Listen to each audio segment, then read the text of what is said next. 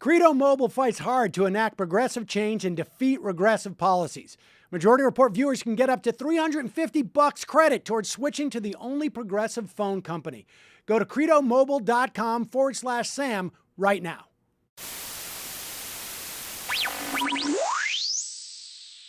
It is a pleasure to welcome to the program from Credo Action. Are you the director of Credo Action, Becky? Yeah, I'm the political director at Credo Action. I like that term. It sounds better than executive director. Doesn't it sound like more fun to be the political director? Indeed. And I want to talk about what Credo Action does in a broader sense. But first off, I want to talk about what we're seeing in terms of the debt ceiling, because I know that you guys are constantly thinking about this stuff and strategizing from a progressive, not partisan perspective. And listeners to this program know that I've been harping on sort of the dangers to the things that are really important to progressives in this context of this big debt ceiling issue. We're seeing now, at least on the political front, that Republicans are paying a bit of a price for this for the shutdown, and they presumably will for the debt ceiling. But there's another danger here in terms of a grand bargain. Yes, I mean, Sam, first of all, I just want to say thanks to you for ever since this Tea Party Congress swept in the 2010 elections, since 2011. I mean, you've been one of the strongest voices out there talking about the dangers of the hostage taking around the debt ceiling in particular, and how Democrats have the long-term implications of their strategy of preemptive compromise and caving when Republicans take hostages around this. And finally, it's here we are in October of 2013. Democratic leadership is saying, we're not going to cut a deal on the budget. We're not going to cut a deal on the debt ceiling. These are things that we need to do to let government run, and we can't let a small handful of Tea Party Republicans in the House rule the entire House, or tell the White House what to do, or overturn the will of the voters. But that's progress, and that's a great thing. I wish they'd done it a couple of years ago when we'd been urging them to do so. So it's great that they're doing it now. But I think that what a lot of people aren't hearing from the media out there, if they're not listening to your show, is what a dangerous situation we're in today with regards to this long-term fight that the Koch brothers and the Republicans and the Tea Partiers in the House in particular have been fighting for, and that is to break the back of our social safety net. They want to go after long-term cuts to Medicare, Medicaid, and Social Security. And so while we're hearing in the media this fight over Tea Party Republicans wanting to defund Obamacare on the one hand, and the president holding strong on the other hand, what if you talk to people in Congress and you look at what's going on, not through a strictly partisan lens, but through a progressive lens, what we're seeing now is we're seeing Republicans pushing us to the brink of default, to set themselves up for a negotiation where they can get the long-term cuts to benefits, to start defunding Medicare, Medicaid, and Social Security. And on the Democratic side, we have a president who's proposed cuts to these programs in the past as a way to bring down the deficit, which is something that should not be a priority over jobs and infrastructure and other challenges that our country faces. So you have a president that said he's been willing to do this in the past. You have Republicans bringing us to the brink of tanking the economy, getting very ready to swap their ask to defund Obamacare for cuts to these major programs, cuts that, once we cross that line and start cutting benefits on these big programs, it's going to be very difficult to turn back. And then you have Democrats, the rank and file Democrats, only a handful of which have said publicly that they'll vote no on any kind of deal that includes cuts to these benefits. We have lots of Democrats who said I oppose cuts to benefits, but they won't come out and say they'll vote against a deal. So I think we're teeing ourselves up for the battle of this presidency, which is, will President Obama be the president to take us backwards on the social safety net and to start the dismantling of these programs, which are the centerpiece of middle class prosperity. Yeah, I mean, I get more and more concerned as we get closer to this debt ceiling that is the path that we're heading down. Yesterday in his press conference, President Obama was asked if Congress does pass a clean continuing resolution and a clean debt ceiling bill, those may just be short-term measures. Does your offer to negotiate with them on issues like health care and spending and deficit reduction still stand in the intervening weeks if they pass measures that are just perhaps 6 weeks or 2 months long? President Obama, absolutely. Now we're already looking at a clean clean continuing resolution, clean debt ceiling bill still has us at budget levels that are closer to the Ryan budget than even the cuts that were offered by the president and the Senate. So that's where our baseline is. And if you go out of that this 6-week interim period they're talking about, we know the president has offered change CPI as a way of cutting Social Security. We know there's been Medicare cuts on the table. And we know that we are being told, and rightfully so, that breaching the debt ceiling, whether it's a function of defaulting on our Treasury bonds, or even if they come up with some way of prioritizing the interest payments on those, it's going to mean drastic cuts to just about everything else in the country. I mean, immediate recession we're looking at. This sets up, again, sort of the same dynamic, it seems to me, that the administration was setting up with the sequester the first time that just never came to fruition. That being, look, my hands were tied. We had to cut these things. And it seems that that's not just a question of caving, but that's almost part of the president's agenda in terms of building a legacy, reform entitlements. Well, this is why it's so important that we have, progressive institutions like your show and your listenership that are really engaged on these issues, and they're not lining up behind parties. They're lining up behind progressive ideas and progressive values. And it's the same thing at Credo. One of the cool things about having a social change organization that's funded by a mobile telephone company is that our money comes from our customers' phone bills. And so when we get into a fight like this, we're able to say, hey, we're able to call out the president, and we're able to call out Democrats who want to have a public position of defending these programs but are not willing to go to the mat and do what they need to do to prevent this deal from getting on the table, because this is one of those times where there are forces in the Democratic Party and forces that actually control funds that go to a lot of progressive organizations that you and I know that are more DC braced and more aligned with the party, where we're not hearing them talk about this stuff. And this is a time where we really need to be out there raising holy hell and make it clear, because this is an issue where Democrats and Republicans actually agree, that is, those of us outside of Washington, D.C., is that we should not be cutting Medicare benefits. We should not be cutting Social Security benefits. But this is something that a lot of Democrats and Republicans in D.C. agree on. They have fallen prey to this false conventional wisdom that the deficit is a looming problem for our country, and that we need to go to the lengths of dismantling these key social programs in order to bring the deficit down, when what we really need to be doing is investing in infrastructure, building our economy, creating jobs. I mean, we should be basically, instead of raising the eligibility age for Medicare, we should be lowering it, right? We should be out there. We need Medicare for all, but we shouldn't be changing the Medicare eligibility age for 65 to 67. We need to bring it down to 61 to 60, and let more people take advantage of this program instead of giving all the money to insurance companies and all the for-profit healthcare organizations that are making bank off of the private insurance system in our country. So this is something where, listeners to your show and you ringing the bell and groups like Credo,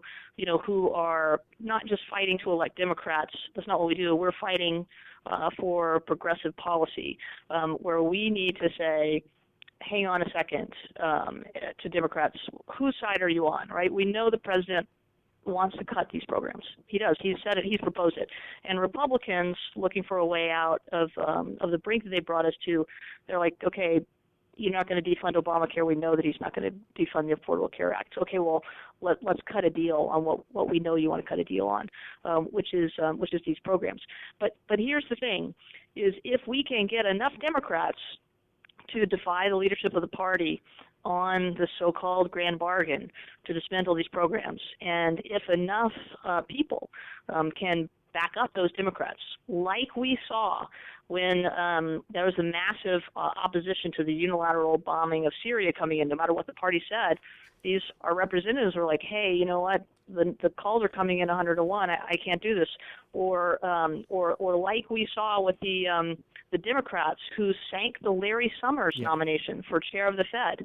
I mean, there were 5 Democrats on the banking committee who just said, you know what, we're not going to vote this thing out of committee, and the president had to back down, and Larry Summers withdrew his nomination. And it was because those Democrats were backed up by activists like you and me that were speaking out against this.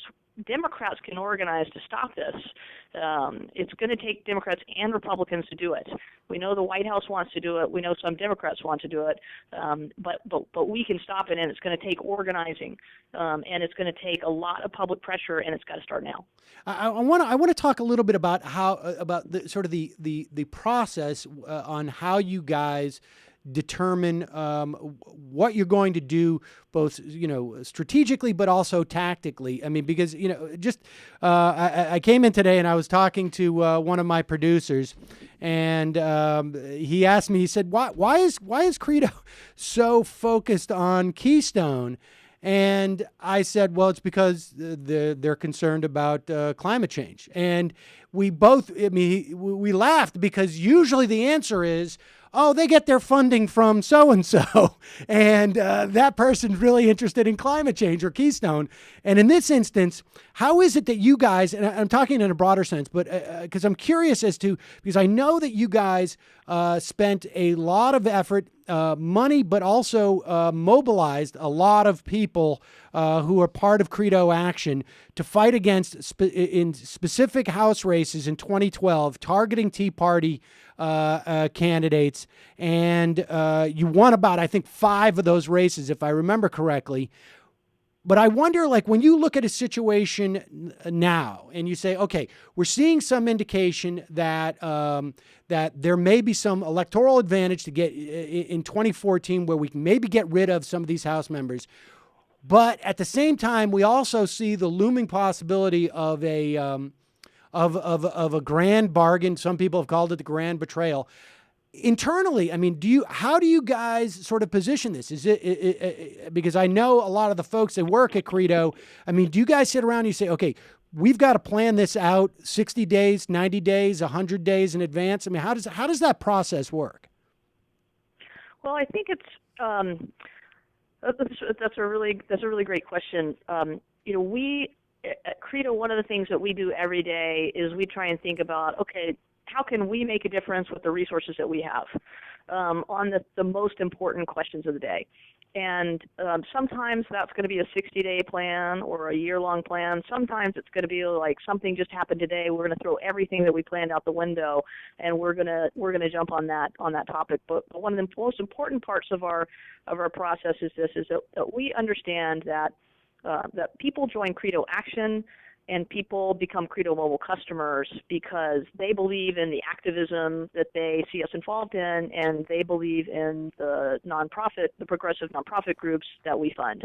And so they come to be a part of what we're doing because they believe in what they see, or they participated in a campaign that we've run, and that's the kind of they see it as being effective. So it's not something where we poll them and ask them what to do. It's not something where we get funded by someone to do something specific, so we do that thing because someone gave us money. We have what we call a progressive flank strategy, and we think that there needs to be organizations in our movement that are not pushing for the compromise or that are not invested in helping leaders no matter what they're doing, because the most important thing is for the party to prevail. We believe that we need to fund and participate and lead on progressive activism for the things that we want to see, not for the compromises. So on the Keystone XL pipeline, for example, that you brought up, climate change is one of the most, if not the pressing, one of the most pressing issues of my generation. And this is a fight that if we don't make progress, soon, it's going to be over. And with the Keystone XL pipeline, a really smart guy named Bill McKibben who started 350.org, he made this argument where he said, the president keeps saying he can't do anything about climate change like he's promised because everything keeps getting blocked in Congress. Well, there is something coming up that's a huge threat to our climate, and it's the Keystone XL pipeline. And this pipeline would tap into Canadian tar sands, some of the dirtiest, most carbon-intensive energy on Earth. And if this pipeline is built across the United States, then foreign oil companies will be able to take those tar sands out of the ground, pipe it across the United States, refine it on the Gulf Coast, and then ship it to China, where it will be burned, and that it will be so much carbon in the atmosphere, it will accelerate climate change to such an extent that the chief climate scientist of the U.S., James Hansen, called it game over for the climate. But what Bill pointed out about this, and when we heard it, this was just this aha moment because we've been working on this for a while, but not in this way. He said, this pipeline requires a presidential permit. It's the president's decision and the president's decision alone. And so this is something that Republican obstructionists can't stop. And so all we have to do is convince the president to keep his promise, to do something real about climate change. And when we heard that argument from Bill McKibben, we thought, this is a fight that's important, and it's a fight that we can win because we can get hundreds of thousands of people, if not millions of people, who care about climate change and who voted or volunteered or worked for the president to tell the president we're going to draw the line at this and he needs to make this decision. So that's one of those things that we just decided to go all in on because it was a smart strategy. We had the resources that we thought could make a difference in this fight. We knew that we could get in touch with people that are the president's supporters to ask him to keep a promise he'd already made. And so this was a pipeline that everybody thought was a done deal, and we've been able to stop it. Credo actually has working with a couple other groups called Rainforest Action Network and the other 98%. We still have over 75,000 people who have pledged to commit peaceful civil disobedience to stop this pipeline if the State Department recommends that the president approve it. So that's kind of one example. And then when we get to this question about what's happening with Medicare, Medicaid, and Social Security and the president today, I think we all have our inner moral compass about these issues, and some of us have the time and the passion and the disposition to be constantly researching and reading and talking about these issues with others. And this is something where as soon as information pops because we hear you talking about it on your show or because it's something that a group like Social Security Works has surfaced, or because someone who's a staffer in Congress lets us know that there's a fight that's brewing that we can jump in on, where we just say, okay, we know this is one of the most important things that's going on. We know that the voices of our activists will make a difference, and we get together and we say, well, what is the most important thing we can do right now? What's the smartest strategy that we can deploy our resources in and go all in on this fight? So, a simpler version might be that, we pick a lot of fights, some of which we can't win, some of which we can win, and we try and pick as many fights as we can because, this is our country that's at stake. And there's a lot of people out there in this country that want to make a difference, the kind of people that listen to your show, the kind of people that are Credo customers. And they're just waiting to be asked to help and make a difference. And we see it as our job to say, not that politics happens in Washington, D.C. with a bunch of people that are in politics or work for politicians or work for nonprofits. We think that everyone who cares and is willing to raise their hand and do something should be able to participate in this process. And so it's our role to make sure that all those people, all that capacity, all that passion out there is able to get involved in these fights and help us win, because that's when we win the big things. It's when people who are on the outside of Washington, D.C. are able to organize together and push for the progressive the progressive solutions that we want to see, that's when we make a difference, not when we leave politics to the professionals who just happen to work in Washington, D.C. You know, I'm struck. I'm struck by your frankness in saying that sometimes we pick fights that we know we're not going to win, and that's something that you rarely hear people say. And it's something that for a long time in back when there was something that we called the blogosphere, that we would talk about the value of waging fights that you weren't necessarily going to win or didn't think you could win, but the value of waging those fights. Would you just talk about that notion? Because I think, to a certain extent, there's a couple of things that I think are very unique about Credo Action relative to a lot of other organizations. I mean, you've mentioned some of them, but I think that sort of, that explicit part of your agenda, that you're willing to wage fights that that probably cannot be won, at least those battles, but there's value to that. Will you speak to that? Yeah, there's a couple of examples come to mind. I mean, the first example is the fight over the public option in 2009 and healthcare reform. And when I think back about that fight, it's one where we were very involved in fighting for the public option, and we didn't win the public option. A lot of people gave up on the public option about halfway through the fight. We were not one of those groups. We fought through to the end, and we were able to resurrect it several times. When people said it was over, we were able to get it back on the table. And had there been a reconciliation vote early on the healthcare bill, we could have won that. And when we look back on that fight after it was over, one of the things that we thought is that, you know what, we really made a mistake, and we should have been fighting for universal health care. We should have been fighting for health care for all, because if we had fought for health care for all, maybe the compromise would have been the public option. And I think there's a lot of pressure on a lot of groups not to talk about fights that we lose, or not to talk about maybe mistakes that they've made, because the way they get funding is by trumpeting victories and talking about how great we are, and that's an important part of how they do fundraising. And I think one of the great things about our model is that we can be pretty much brutally honest, and we try and be honest. If you're on our email list, when we lose a fight, whether it's about the mortgage settlement or an environmental loss, we try and be pretty clear about when we didn't win, that we didn't win, and here's what we thought happened, and here's what we're gonna do next. But I do think that that we should have been fighting for universal health care, and if I had to go back and do it again, we would have fought for that. And I think there could have been more room for people in the middle then to negotiate for the public option had we been out there pushing really hard for that. And it would allow the president also to be able to say, hey, look, I know that you don't want to have any kind of public option, but these people out here, they want universal health care, and I can't not give them anything. Let's do a public option. And I think that's something that we need, because not only do we learn how to fight, and not only do we get people inspired that actually, people are not inspired by crummy compromises or selling out early. I mean, people do get inspired. By fighting. And so I think it's important to learn to fight, to be willing to fight. And I think that sometimes we actually get a better outcome, even if it's not what we actually asked for. And then you have the situations where you're fighting for something that it seems like you're not going to get, but actually at some point the facts on the ground change.